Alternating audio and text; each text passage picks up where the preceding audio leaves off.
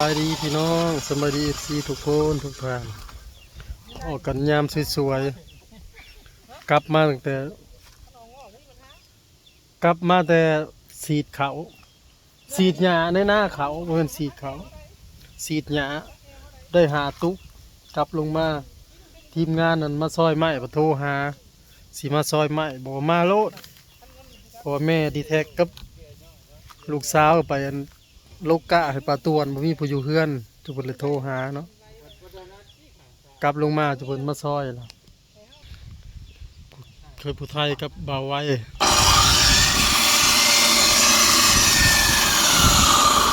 บ่ทันได้โพสต์สินโทรหาแต่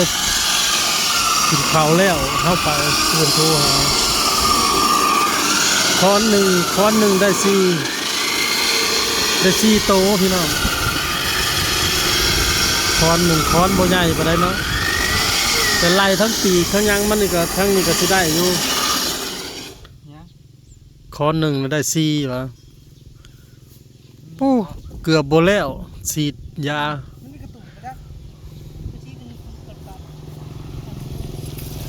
มันยากกว่าเลื่อยไต่ค้อนเนาะเลื่อยไต่ค้อนแบบนั้นไวกว่าเนาะเขามาถามงานได้เช้านี่เท่านั้นแล้วบ้านนาโฮคำนะเท่ามาเอาลูกนกกระตุ้งนะทำงานว่าไม่เจ้านี่สิซอยบ่เราอ่ะซอยก็มีผมมาซอยแล้วอ่ะแม่ห้วยคือบ่โทรบอกเราอ่ะไว้บ่สิจักวันน้ำมันมันลงเลยคอยก็ลงเราอ่ะตะกี้ว่าเม็ด20 บาทเลย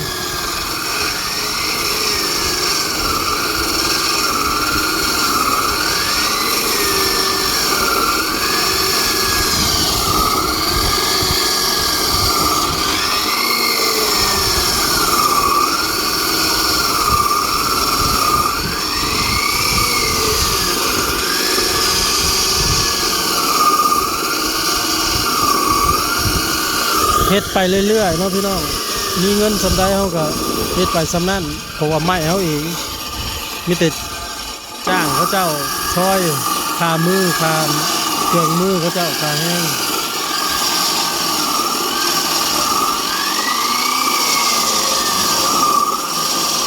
เม็ดละ15 บาทพี่น้อง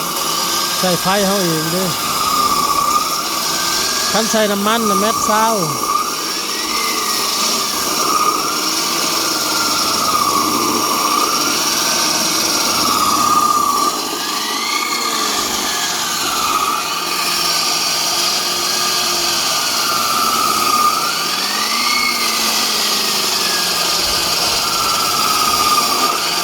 เลื่อยบุ้งเดือดใหญ่แบบใส่ไฟ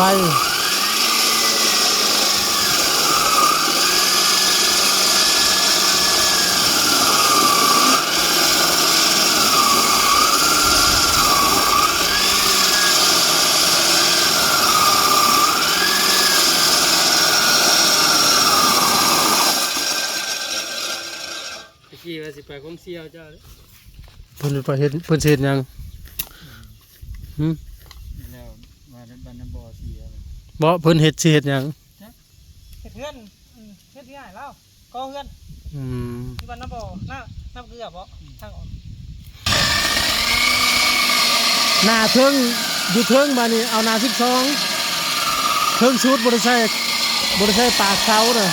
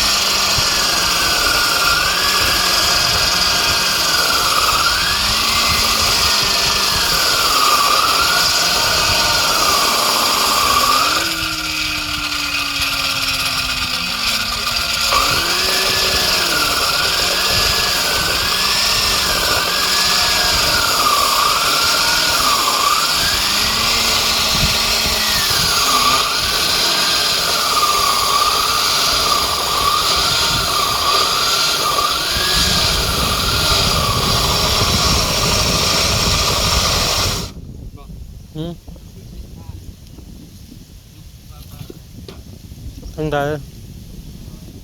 จัดอันของคนทางโลกประชาบ่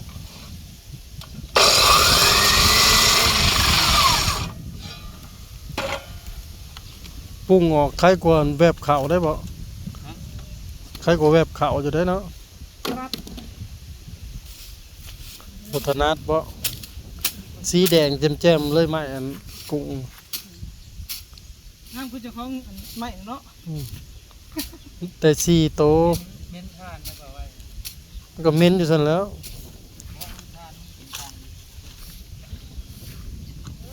เป็นอะไรจุ่มันเป็นน้ำมันเป็นอย่างก็บอกเขากันลูกก็ได้ แล้วดำหน้าน่ะ นักแล้วว่านนี่ แต่ว่านนี่ แล้วว่าน มาลุยงานเลยเนาะโอ้ยขี้ลายแล้วนี่เฮ็ดปุ้งเลยพวกตัวนั้นแห่งปุ้งคัก โอ้ยมันช่างไม่ปุ้งก็ไม่ยังตะกบออกช่างไม่มันเฮียนนำ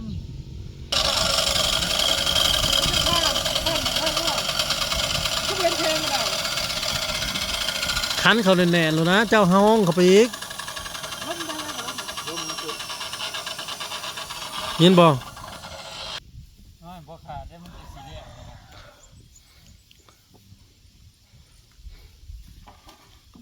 ว่าไป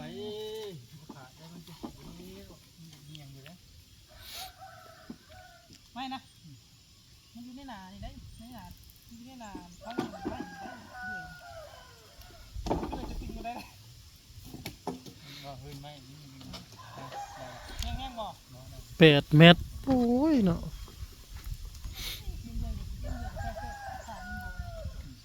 ทั่วอยู่เนาะ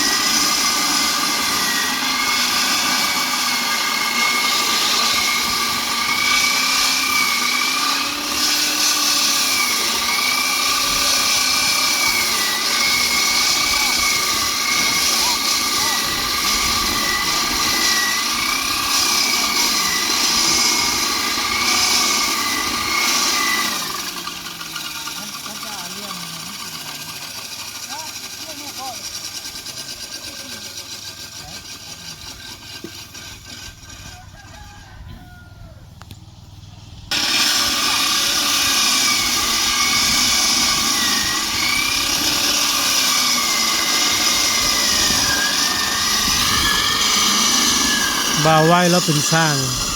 างไม้เราเฮ็ดวงกบสร้างเฟอร์นิเจอร์อยู่บ้านมันบ้านลาวพวกบ้านสาวพอแล้วพุ่นเราเฮ็ดน้ำพอเราแต่น้อยๆ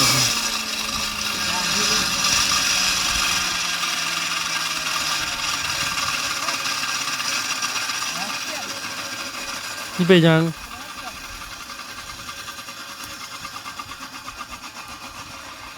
เมื่อแกเอาจักนั่นนะมาน่ะยินบ่ จักตัวใด ครับ กินได้ตีวันนี้ เข้าไปแล้วบ่มีหยังดอก เอาแล้วเข้าไปกับเจ้ายู่เฮ้ย มีแนวกิน มากินแน่วันนี้นะโอ้แล้วเห็นนะยังบ่ทันได้ไหมพ่อโตเลย มา แตก ของแม่นแล้วเอามาซ้อมอยู่หน้างาน อ้าว มันก็บ่แล้วแล้วนั่นนี่ ของกดเบิ่งผัดใส่ได้บัดมาผัดเอาใบใส่ผัดสิบเลื่อยผัดกลับโล โอ้ น้ำบริวารผู้เรียบร้อยนะ แล้วมาซ้อมอยู่หน้างานแล้วมันยาก บริวารผู้อ่ะยะ ห้องก็แล้วเขาแล้วเอาเลยไผเป็นหยังกันน่ะใส่น้ำเกลืออะไร อย่าดื้ออย่าดื้อดิลีรอดิ โอ้